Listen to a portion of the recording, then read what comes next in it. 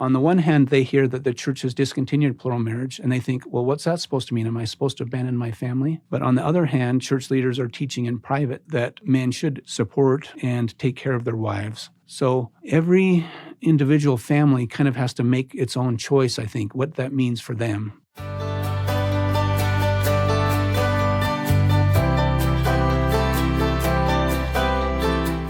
Welcome to the Saints Podcast. I'm Ben Godfrey.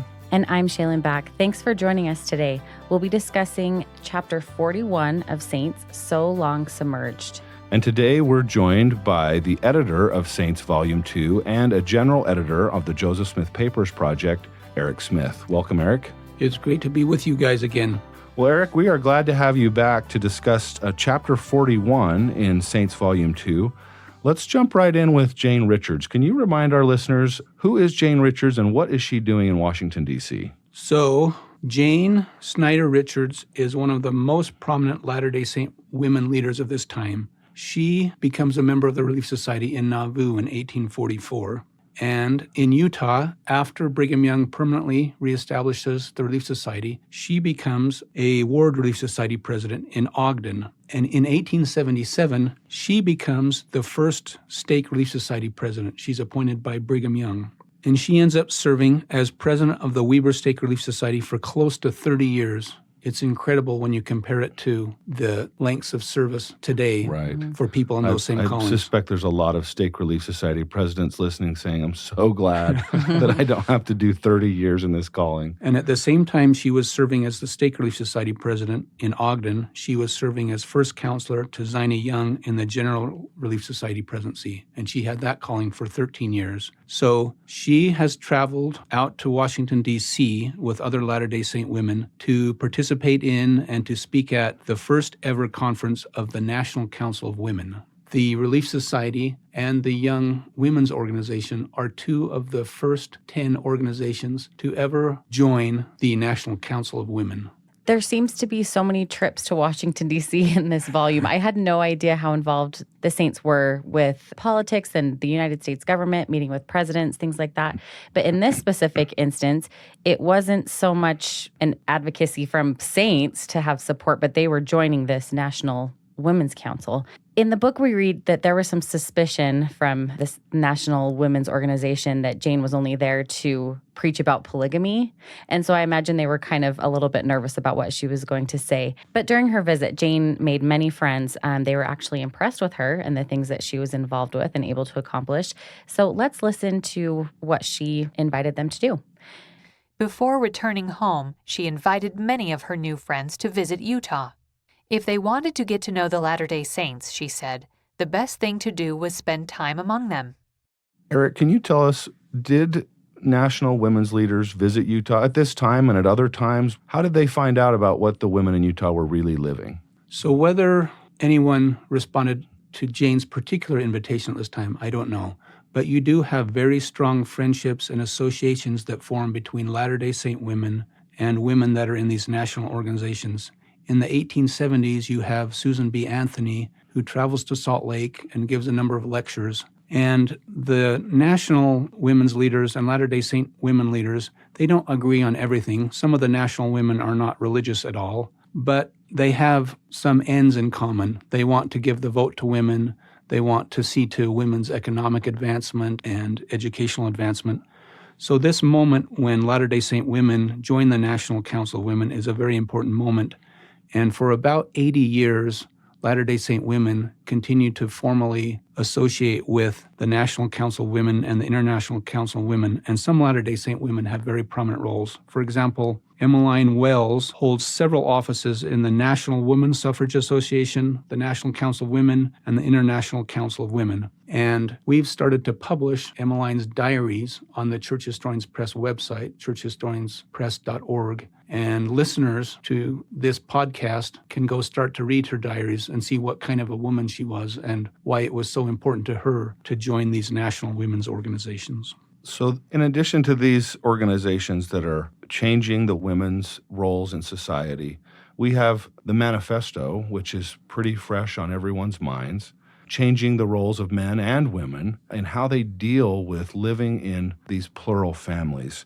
Thought maybe we could listen to just a little quote here from the book, and then let's talk a little bit about what it was like for families who were living in plural marriage after the manifesto. Emily's father, Daniel Wells, passed away in March 1891. She and her daughters, Desi and Grace, returned to Salt Lake City for the funeral. And Heber agreed that she should move back to the city. He believed as long as he and Emily kept their marriage private, residing in separate houses and not being seen together in public, the family could live closer together. So the manifesto was issued in September 1890, and I'm sure most of the listeners remember what that is because we've talked about that in earlier episodes. But manifesto is another word for public statement, and the manifesto with capital M is the term we use to talk about Wilford Woodruff's declaration given in 1890 that the church is no longer going to practice or teach plural marriage. So the issuing of the manifesto leads almost immediately to improved relationships between government leaders and church leaders and members of the church. Government leaders see that church leaders are serious about following federal laws, and so prosecutors are less inclined to start arresting and bringing to trial people that are practicing polygamy. You end up with complicated situations with men and women who used to practice plural marriage. Emily Grant is one of Heber Grant's plural wives, and she's been living in Colorado with their two daughters, Desi and Grace. And the reason she's been living in Colorado is she doesn't want to be arrested, because if she's arrested, she can be forced to testify against her husband. And if she testifies that he's practicing plural marriage, she could be put in prison. But now that the manifesto has been issued, she decides to return to Salt Lake City, but to continue to live apart from her husband. And an interesting thing that happens here is that before this point, Heber's own daughters have been calling him Uncle Eli. And I thought this was really confusing. I just can't imagine what these little kids, that would have been confusing to them. right. Because not only calling him Uncle Eli, but they believed that he was their uncle. Right. So they use these code names, and they're not able to be open about their actual relationships because they're afraid that the kids might say something that would lead to their father being arrested. So not only do these young girls find out that Heber J. Grant, this man they've been calling Uncle Eli, is actually their father, but they find out that these friends that they have are actually their sisters from one of their father's other plural wives. And I don't want to spoil it too much, but in the next chapter, we meet another woman, Lorena Larson, who's going through similar challenges. She also has been living on the underground in Colorado in a different town, and now that plural marriage has ended, she makes her way back to Utah, and her situation is a little different. She continues to have children with her husband, Bent, and that puts her at odds with a lot of Latter-day Saint women in her own community. And so you have a lot of different situations. Some men continue to support their plural wives and families, and in fact, they continue to have children with their plural wives. Other men continue to support their families, but not to have children with their wives. And some men end up abandoning their families, and it's a period of a lot of confusion and heartbreak. And when I read these chapters the first time, my heart was just broken, especially for these women who had sacrificed so much for years and years. They've been living on the underground, away from their friends and families, and now plural marriage is over, and some of them wonder, why did I give up so much? Why did I sacrifice so much if plural marriage is going to end? And they each have to go to God in prayer and find their own answers about how to move forward in peace and how they're supposed to continue in their own individual family circumstances. Let's listen to a little clip here from the book that describes these varying ways that families adapted to the end of plural marriage as it was beginning to be phased out with the manifesto. And then let's talk about Joseph F. Smith in particular and what his experiences were. The manifesto had given no direction for how saints in existing plural marriages should act, but Wilford Woodruff had privately counseled stake presidencies and general authorities on how to interpret its message. This manifesto only refers to future marriages and does not affect past conditions, he said. I did not, could not, and would not promise that you would desert your wives and children. This you cannot do in honor. A few people still chose to end their plural marriages, but most people sought to comply with the manifesto in less drastic ways. Some men continued as best they could to support their plural families, financially and emotionally, without living with them. Others continued to live with their families as if nothing had changed, even though doing so could subject them to prosecution and imprisonment. For his part, Joseph chose to continue caring for his family as always, believing that he was complying with the manifesto while still obeying the law forbidding cohabitation. So Joseph F. Smith is a member of the first presidency, so that makes him a really big target for federal authorities when they're going around arresting Latter-day Saint men. At the same time, his plural marriages are public, whereas plural marriages of some other church leaders are not, so that makes him an even bigger target. So for 7 years, he lives on what's called the underground. This is the idea that you're in hiding and you're never able to come out in public. Now, he still supports his family, but to do that, he has to sneak around at night and on weekends. After the manifesto, he petitions the President of the United States, Benjamin Harrison, for amnesty, which is basically a pardon. He wants to be pardoned from all of his previous violation of the federal anti-polygamy laws, and he actually receives this amnesty from President Harrison. And after that, we find Joseph F. Smith going to the tabernacle and giving a talk to a large congregation there. And he's so relieved and happy that for the first time in many years, he's able to come and visit with the saints. I loved learning about this from Joseph F. Smith, this very emotional address that he gives at the tabernacle. And in fact, the title to this chapter comes from a letter that he wrote where he says, "I have been so long submerged under the flood of surging events. If I get freedom in any form, I shall be like one raised from the dead or born again with new expectations to get and everything to learn anew." It's hard for me to understand what it must have been like for him to stand at the pulpit after 7 years of living in hiding. Yeah. When I came back from my mission after 2 years, now I hadn't been in hiding, but my younger brothers were grown up. I didn't recognize them. Neighbor boys came over to say hi. They were so tall and looked different. And that was only after 2 years. There would have been a lot of people that Joseph F. had largely forgotten about, and he had become a stranger to many of them. One of the unfortunate things here is that even though he has amnesty, he still can't live with his plural wives in public. He continues to have children with his plural wives and to support them and his children. And so for him, that means living in the First Presidency's office during the week. And on weekends, he kind of sneaks out and lives with his wives and his families. So he and other Latter-day Saint men that continue to support their families are still at risk of arrest because all those same anti-polygamy laws are still on the books. So, Eric, you mentioned, this target that he has on his back, being a member of the First Presidency, then having these public plural marriages. And another thing is he's having children, like you mentioned. He's continuing to have children. And I thought this was interesting. One of his wives, her name's Sarah, she is going into labor, and he just feels like that's where he needs to be. He goes and he spends that time with her as she's giving birth. And I thought this was interesting too. Then he takes care of the children. He spends the day with her. He puts up some shelves to store fruit and does some household chores. And then he goes back to his office. And I just think he is juggling so much. And we just don't know what that's like for them as they're all trying to kind of interpret the manifesto for their own individual situations. And it would just be so hard. In that address he gives in the tabernacle after not speaking to the saints for 7 years, he says, we have to make the best of the circumstances in which we are placed. So he's taking a very practical kind of look at it. The circumstances he's in are not ideal by any means. And today we might find ourselves in circumstances that aren't ideal. Not because we're living plural marriage, but you might find yourself in a family situation with a child or parent or even a spouse where you have very difficult situations. And because those people are your family, you can't leave them. You have to take care of them. And that creates long-term complex situations that can be very heartbreaking. And I guess the message for us today is we have to turn to the Lord in those individual situations and get that individual help and peace that we need. And going back to Emily Grant, we mentioned her before, but something that I really took away from the chapter that she said is the fact that I have stood all of her challenges. She said, the fact that I have stood it all is remarkable to me, and I pray for strength to bear my future prospects. And so I think what I took away from that is that all of us can give ourselves a little more credit for the things that we're going through, the challenges that we have, and that we do have support from a very loving Heavenly Father. And some of these challenges that we have, we're asked to continue standing, and we can have strength to bear it, whatever that means for us.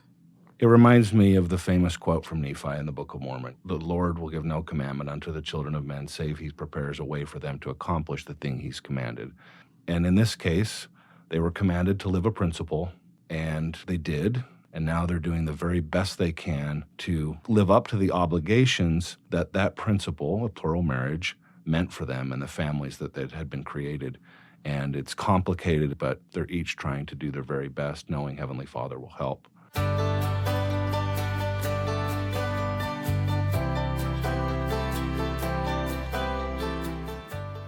At one point in this chapter, we see Wilford Woodruff being questioned, and this is legal questioning.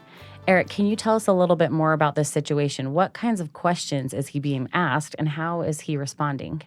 So this is after the manifesto, and during the period before the manifesto, the federal government has been seizing church property because the church itself and church leaders are in violation of federal anti-polygamy laws. Well, now the manifesto has been issued, and leaders of the church want to get this property back that's been seized. Something on the order of $400,000 worth of property has been taken away. So the church needs that back to support the members and other church programs. And surely that would be tens of millions of dollars in today's... enormous sums of money. Yeah. And my take on this is that government leaders want to make sure that President Woodruff and other church leaders are serious in having issued the manifesto. They want to make sure that this isn't a ruse or something pretend, and that secretly they're going on and authorizing new plural marriages. It puts President Woodruff in a difficult situation. We might compare it to walking a tightrope, because he needs to show the government that the church really is serious about stopping the practice and the teaching of plural marriage. But at the same time, you have lots of men who are continuing to support their plural wives and their plural families. So he doesn't want to come out and say that those men must stop supporting their families. So he has to show how serious the church is on the one hand, but on the other hand, allow room for individual men to continue to support their families. And this episode and others around the same time continued to create difficult situations for members of the church, because on the one hand, they hear that the church has discontinued plural marriage, and they think, well, what's that supposed to mean? Am I supposed to abandon my family? But on the other hand, church leaders are teaching in private that men should support and take care of their wives. So every individual family kind of has to make its own choice, I think, what that means for them. And when I read this chapter, I just had a lot of heartbreak for the men and women who had been so faithful in living plural marriage and had defended it. You have hundreds of men and a lot of women who had gone to prison for the practice of plural marriage. And now all of a sudden it's over, and there's kind of retreat from it, and it's not a perfectly organized kind of retreat. And it takes a lot of years for the church to kind of unwind this situation. I appreciate that you use the example of a tightrope. As I read this chapter, I know critics then and now will go and parse these words, these responses that Wilford Woodruff was giving, looking for ulterior motives and trying to take those words and spin them in a way to show that he was being dishonest. When I read those words, like you said, I see a man who is trying so hard to satisfy the legal requirements and not abandon the principles of taking care of families. It just seems so difficult. He's almost in an impossible situation. It reminded me in a previous episode, Jed Woodworth told us about having as much charity toward those in the past as we want ourselves. And I just feel a great sense of charity toward President Woodruff as he tries to thread this needle to get through this really difficult situation, keep the Lord's work moving forward, and do it in a way that is pleasing to Heavenly Father. Yeah, what if he had come out and said, not only are we going to stop new plural marriages, but I'm asking men to abandon their plural wives and children. I don't know that today we would look very favorably upon that either. So he was in a very difficult situation. Absolutely. Let's listen to a little clip here that uses President Wilford Woodruff's words as he discusses this very difficult situation. Was it wiser to continue performing plural marriages regardless of the consequences, or to live according to the nation's laws so that the saints could enjoy the blessings of the temple and stay out of prison? If we did not stop this practice, he said, all ordinances would be stopped throughout the land of Zion. Confusion would reign throughout Israel, and many men would be made prisoners. This trouble would have come upon the whole church, and we should have been compelled to stop the practice. But I want to say this, Wilford added. I should have let all the temples go out of our hands. I should have gone to prison myself and let every other man go there, had not the God of heaven commanded me to do what I did do. And when the hour came that I was commanded to do that, it was all clear to me. I went before the Lord, and I wrote what the Lord told me to write. As I was reading that the first time, it kind of reminded me of the conviction that Joseph Smith had. And he's just like, I knew it, I knew God knew it, and I could not deny it. It's this power that the prophets truly have to receive revelation for the world. And I just thought this was an incredible example that he's just like, I would have let all the temples go. I would have let all these things happen. But this was from God, and he knew it. So on a little bit of a lighter note, we also have John Woodsoe in this chapter, and I wonder, Eric, if you could just comment on John's story and his mother and the sacrifice that they were prepared to make to help John get an education. Listeners will remember that John's mother is named Anna, and she joins a church in Norway in about 1880. And at the time, she has these two young sons, John and Osborne, and she, by this point, has traveled to Utah, and she's settled in Cache Valley up in Logan, and she's raising these two sons. And in chapter 41, her son John is now a young man of 19 years of age, and he's graduated from Brigham Young College in Logan. This is one of a number of academies that the church set up at this time, emphasizing education for Latter-day Saint youth. And John is unusually bright, and he has this opportunity to go study at Harvard. He's able to get donations from some friends.